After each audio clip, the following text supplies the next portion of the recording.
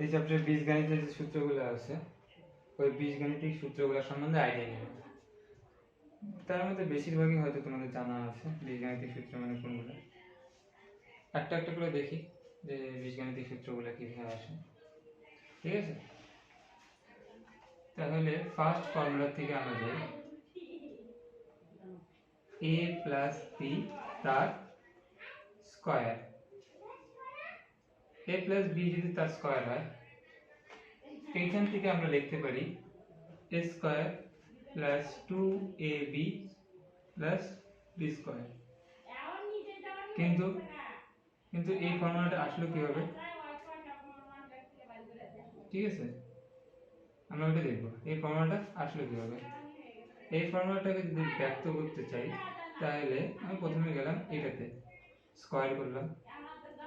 এখন বীজগাণিতিক সূত্র অনুসারে সূচকের নিয়ম অনুসারে সূচকের নিয়ম অনুসারে এটাকে আমরা লিখতে পারি a plus b into a plus b. Okay, তাহলে এখন গুণ করব এই দুটোর মধ্যে, তাহলে এই বাইরে হয়ে যাবে আমাদের যা চাই এর সাথে a স্কয়ার, এর সাথে বি এ বি। ঠিক আছে, এ এ বি এ বি, এই বি এই এ বি বা বি এ যে কোনো একটা লিখতে হবে। এই বি আর এই বি আর এই বি স্কয়ার। ঠিক আছে, যেহেতু দুটো একই রকম সংখ্যা তাই আমরা যোগ করে দেব। কি করব? যোগ করে দেব। তাহলে a square plus 2ab plus b square. তাহলে আমরা এই ইনিশিয়াল রেজাল্টটাতে পেয়ে গেলাম কিভাবে আসলো। ঠিক আছে, তাহলে a প্লাস b তার ফর্মুলা কিভাবে আসলো আমরা এখান থেকে বুঝতে পারলাম। একই রকম ভাবে আমরা a মাইনাস b এর ফর্মুলাটা কিভাবে আসে ওটা দেখব।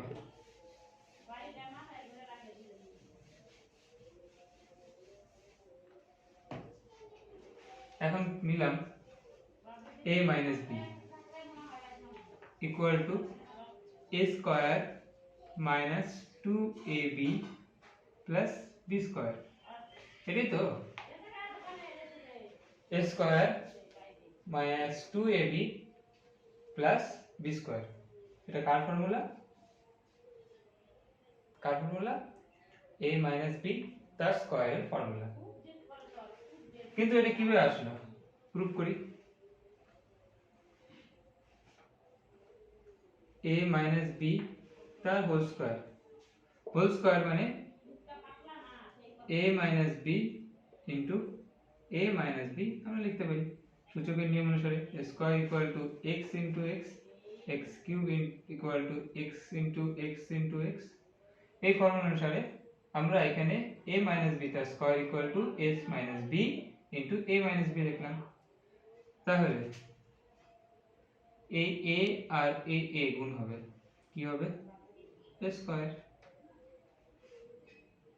এই a আর এই b গুণ হবে, যেহেতু আগে মাইনাস আছে তাই মাইনাস, তাহলে মাইনাস ab। এখানে মাইনাস b ইন্টু a, তাহলে মাইনাস ab। এটা আর এটা গুণ করলে কি হবে? Plus b square. তার মানে এখান থেকে আমরা লিখতে পারি square minus 2ab plus b square. তাহলে a মাইনাস b তার স্কয়ার থেকে আমরা কি পেলাম? a square minus 2ab plus b square. ঠিক আছে, আমরা প্রুফটাকে দেখে নিলাম, আমাদের রেজাল্টটাকে তো মুখস্থ করতেই হবে, প্রুফটাকে আমরা দেখে নিলাম। নেক্সট যে ফর্মুলাটা আমরা প্রমাণ করব,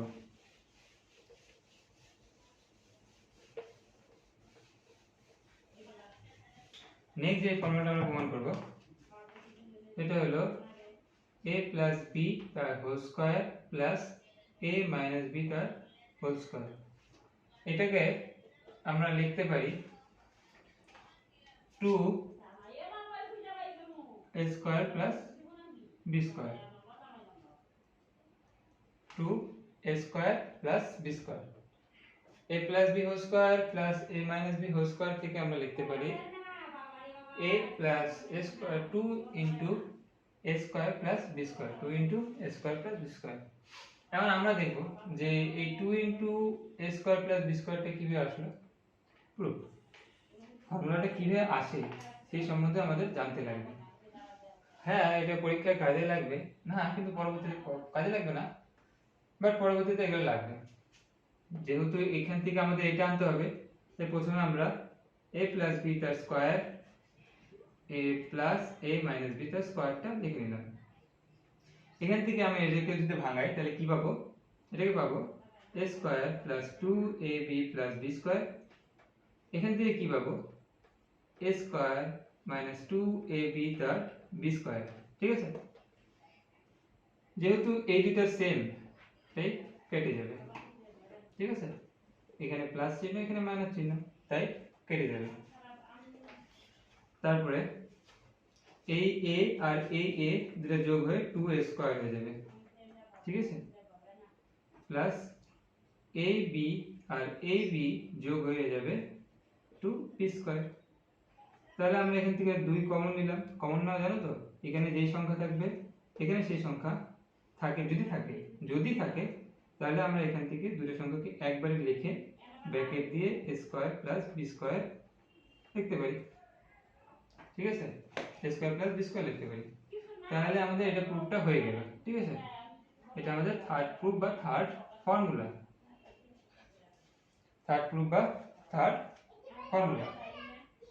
কি করলাম, প্রথমে একবার রিভাইজ করি। a প্লাস b এটা আমাদের দেওয়া থাকবে, আমরা a প্লাস b হোল স্কয়ারের সূত্র বসালাম, a square plus 2ab plus b square. আবার a মাইনাস b হোল স্কয়ারের ফর্মুলা বসালাম, a square minus 2ab plus b square. যেহেতু 2ab সেম, তাই দুটো কেটে গেল, আর বাকি রইল কি a স্কয়ার আর a স্কয়ার, তাহলে 2a স্কয়ার। এখানে দুইটা b রয়ে গেছে, তাই দুইটা b যোগ করে হলো 2b স্কয়ার। তারপরে আমরা এখান থেকে এখানে যেহেতু দুইটা সংখ্যা আছে তাই আমরা কমন নিলাম। কি নিলাম, কমন। যখন কমন নিলাম তখন এখানে একটা লিখলাম, এখানে a এখানে b, a square into b square, a square plus b square. এই কমন নেওয়ার প্রসেস যদি অসুবিধা থাকে পরবর্তীতে শিখিয়ে দেওয়া হবে। আমাদের 3 নাম্বার ফর্মুলা প্রুফ হয়ে গেল। 3 নাম্বার ফর্মুলা কি ছিল, a plus b whole square plus a minus b whole square equal to 2 into a square plus b square. এটা হলো আমাদের 3 নাম্বার ফর্মুলা। বুঝছিস?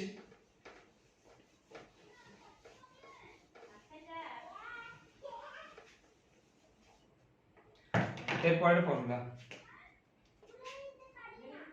a plus b whole square minus a minus b whole square equal to কি ছিল, equal to 4ab a minus b whole square, a plus b whole square minus a minus b whole square equal to 4ab।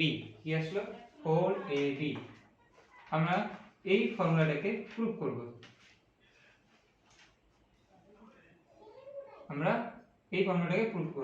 যে a plus b whole square R a minus b whole square equal to 4ab। এটা কিভাবে proof করব, প্রুফের প্রথম নিয়ম,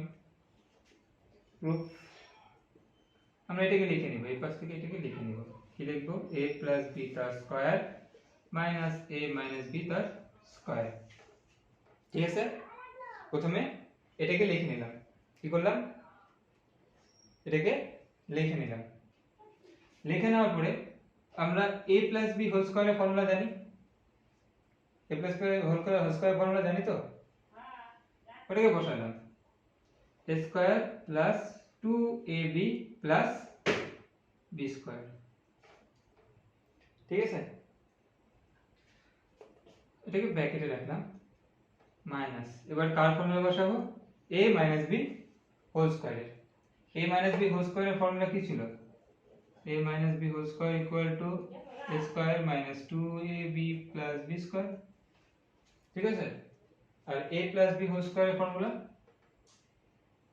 equal to a square plus 2ab plus b square. এই দুটো formula আমরা বসালাম, a প্লাস b এর জায়গায় a square plus 2ab plus b square বসালাম, আর a মাইনাস b এর জায়গায় a square minus 2ab plus b square বসালাম। ঠিক আছে, তাহলে a square plus 2ab plus b square হলো minus a square plus 2ab গুণ করলাম, এখানে মাইনাসের সাথে মাইনাস হলো, এটার সাথে এটা গুণ হবে প্লাস হবে, এটার সাথে এটা গুণ হবে, তাহলে মাইনাস b স্কয়ার। এখানে আমরা মাইনাস a স্কয়ার কাটলাম, minus a square sorry minus a square plus a square কাটলাম, বিপরীত চিহ্ন আছে এই কাটাকাটি চলে যাবে। এখানে b স্কয়ার কাটলাম, কার সাথে? মাইনাস b স্কয়ারের সাথে। ঠিক আছে, তো বাকি হলো কি 2ab 2ab, তাহলে এটাকে 2ab কি হয়ে যাবে 4ab। ঠিক আছে, আমাদের ইনিশিয়াল রেজাল্ট প্রুফ হয়ে গেল। এখানে লিখতে পারি প্রুফ। আমরা এই ফর্মুলাটা কিভাবে আসলো আমরা দেখে নিলাম। তাহলে কি আসলো, রেজাল্ট কি আসলো? a square plus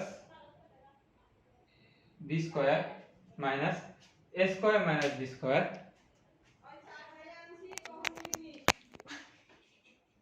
equal to 4ab। a square plus b square minus a square minus b square equal to 4ab।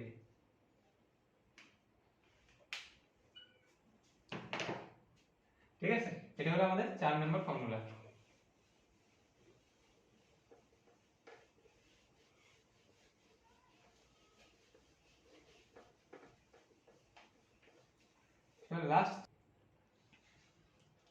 এবার লাস্ট ফর্মুলাটা কি? ab equal two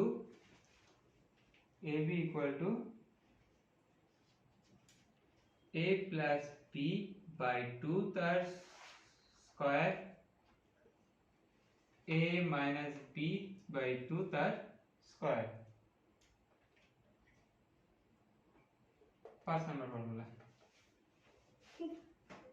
ab equal to a plus b তার square a minus b তার square. এটা কিভাবে proof করব? নিয়ে simple. আগের ফর্মুলাটা কি ছিল? 4ab equal to a plus b তার whole square minus a minus b তার হোল স্কয়ার। এখান থেকে আমরা লিখতে পারি ab equal to a plus b তার whole square by 4 by a minus b whole square.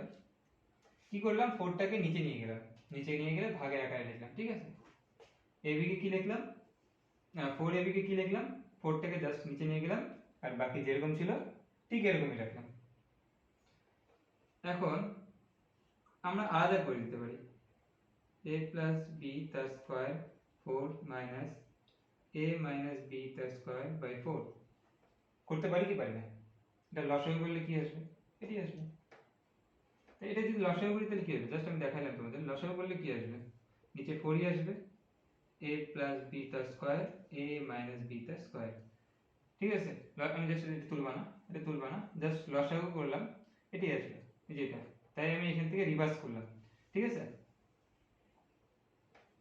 Reverse করলাম, যেহেতু 4 আছে এটাকে আমরা লিখতে পারি 2 স্কয়ার a প্লাস b তার whole square minus a minus b তার whole square by 2 square equal to a plus b তার বাই 2 এটা পুরোটা whole square a minus b by 2 তার পুরোটা হোল স্কয়ার। এই কয়টা ফর্মুলা আছে তোমাদের সিলেবাসে পার্ট 1 এ নাকি? এটা 12.1 চ্যাপ্টার নাম কোষে দেখি 12.1 চ্যাপ্টারটা শুধুমাত্র এই কয়টা ফর্মুলা দিয়ে তোমাদের সব অঙ্ক হয়ে যাবে। কয়টা ফর্মুলা বললাম? 5টা ফর্মুলা। ঠিক আছে,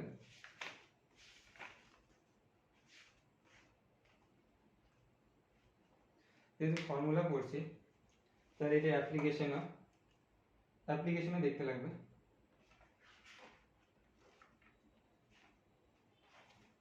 অ্যাপ্লিকেশন দেখার আগে আমাদের একটা জিনিস দেখবো, এটা হলো পূর্ণ পূর্ণবর্গ সংখ্যা। কি দেখব? পূর্ণবর্গ সংখ্যা। পূর্ণবর্গ সংখ্যা জিনিসটা কি ওই সম্বন্ধে আমরা একটা আইডিয়া নিই, তারপরে এই চ্যাপ্টারের অ্যাপ্লিকেশনগুলো করতে পারবো। পূর্ণবর্গ সংখ্যা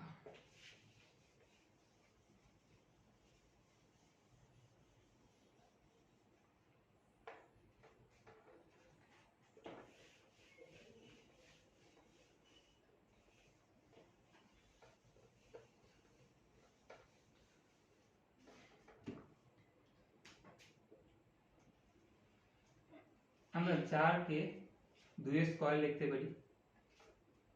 4 কে 2 এর স্কয়ার লিখতে পারি।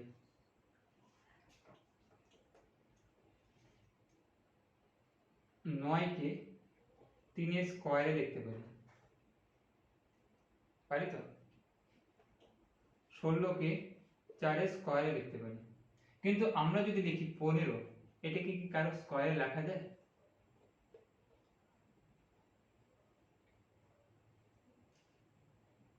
না, লেখা যায় না। সেমন যদি 5 লিখি, কারো স্কয়ারে লেখা যায়?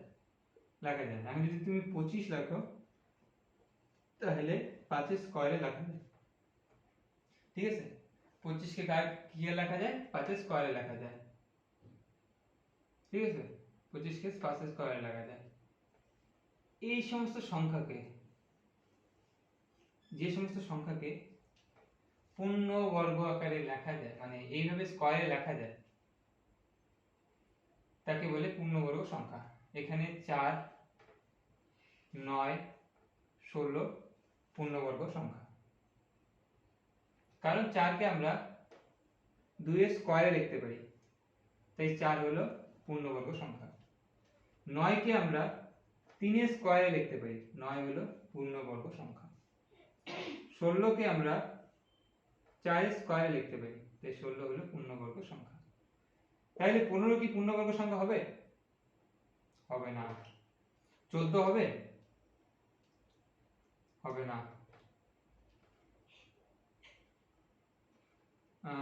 27 হবে? হবে না।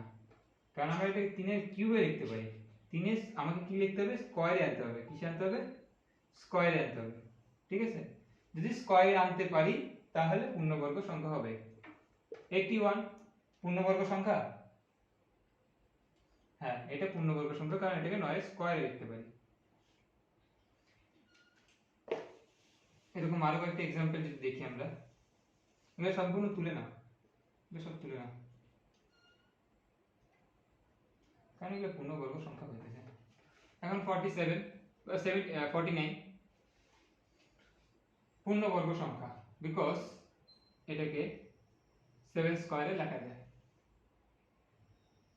তাহলে যে সমস্ত সংখ্যাকে স্কয়ারে লেখা যায়, মনে করো যে সমস্ত সংখ্যাকে স্কয়ারে লেখা যায় তাকে বলে পূর্ণবর্গ সংখ্যা।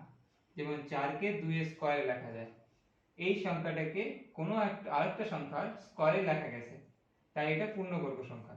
9 কে 3 এর স্কয়ার করা যাবে, তাই 9 হলো পূর্ণবর্গ সংখ্যা।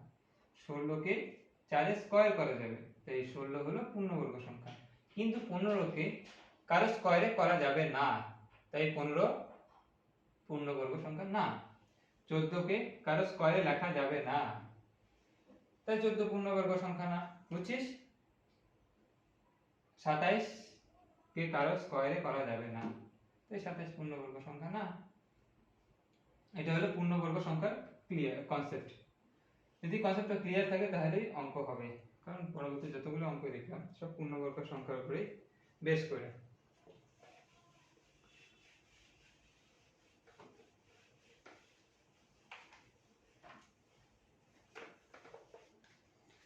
নেক্সট দেখি,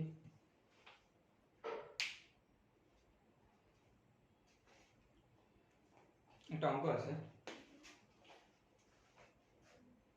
x plus 7 তার square equal two x square plus 14x plus k। আমাকে বলছে যে k এর মানটা নির্ণয় করো। আমাকে বলছে k এর মানটা কত হবে, পারবা? k এর মানটা কত হবে আমাকে বের করতে হবে। আমরা একটু আগে কয়েকটা ফর্মুলা শিখছি, এই ফর্মুলাগুলো লিখে নিই, তাহলে সুবিধা হবে অঙ্কগুলো করতে। ফর্মুলাগুলো